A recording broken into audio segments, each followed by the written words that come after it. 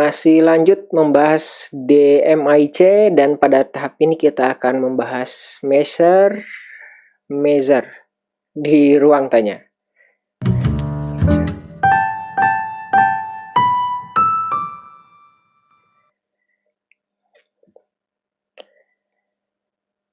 Assalamualaikum warahmatullahi wabarakatuh. Langsung saja kita bahas apa itu measure. Measure adalah tahap di mana kita mengukur dan memahami kondisi proses saat ini. Jadi kita digambarkan, kita punya proses untuk mengolah sesuatu ya, mengolah input menjadi output. Nah, pada tahap measure ini kita perlu paham input apa saja yang penting bagi proses gitu ya, atau istilahnya key process input variable, dan nanti hasilnya tidak semua hasil itu penting untuk kita ukur. Kita hanya mengukur yang penting-pentingnya saja, yaitu key process output variable.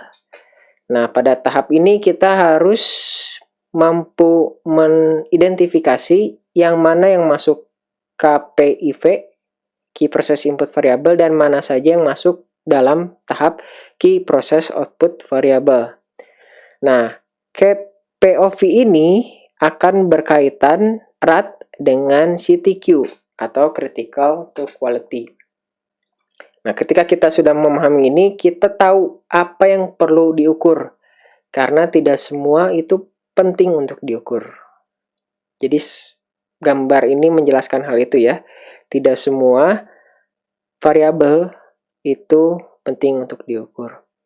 Nah, jika kita sudah tahu apa saja yang perlu diukur, lalu bagaimana mengukurnya?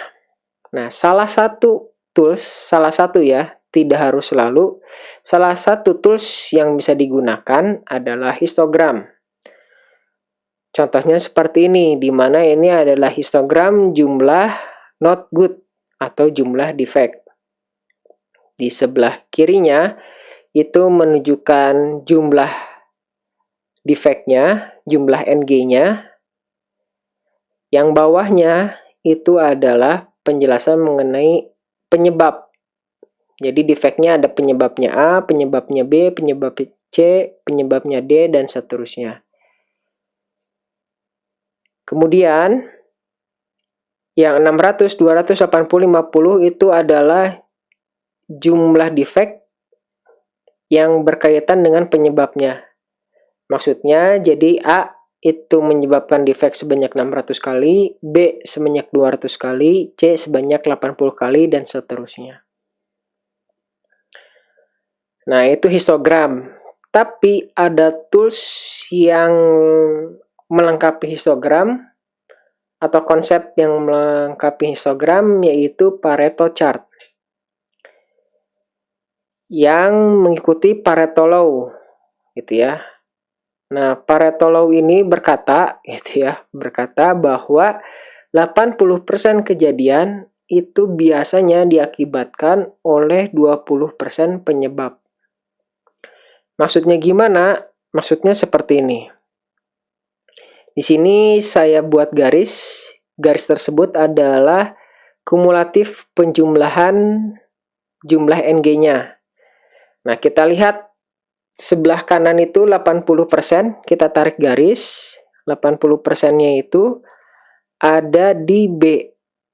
Gitu ya, karena pada saat di B itu jumlah kumulatifnya 800 didapatkan dari 600 tambah 200 gitu ya, sama dengan 800 dibagi 1000, ini jumlahnya 1000, jadinya 80%. Dengan demikian, biasanya dengan menggunakan Pareto